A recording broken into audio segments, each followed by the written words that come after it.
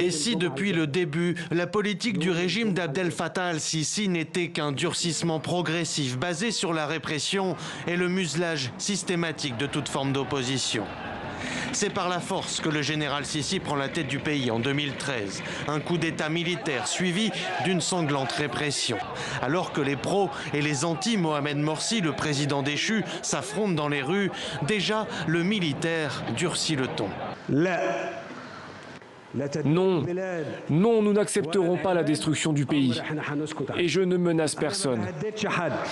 À la mi-août 2013, l'armée intervient pour disperser la foule. Ce qu'on appelle aujourd'hui le massacre de la place Rabia fait au moins 1000 morts selon plusieurs organisations non gouvernementales. Mais grâce à son discours contre les frères musulmans jusqu'alors au pouvoir, l'armée reste populaire et Abdel Fattah al-Sisi plus encore. Entre les attentats et les manifestations populaires qui dégénèrent en affrontements, le maréchal apparaît comme providentiel et jouit d'un véritable culte de la personnalité. C'est ainsi qu'un an plus tard, il est élu président. Je le dis de manière très claire. Il n'y aura pas de laxisme, pas de répit avec ceux qui ont recours à la violence. Adoptée en 2015, la loi antiterroriste devient prétexte de toute arrestation et interdiction de rassemblement.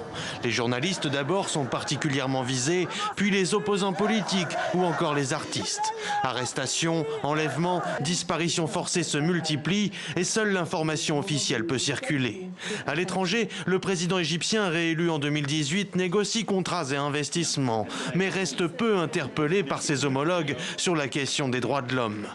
Pourtant, selon Human Rights Watch, au moins 60 000 personnes ont été arrêtées depuis 2013 par le régime d'Al-Sisi et plusieurs ONG dénoncent le recours généralisé à la torture en détention.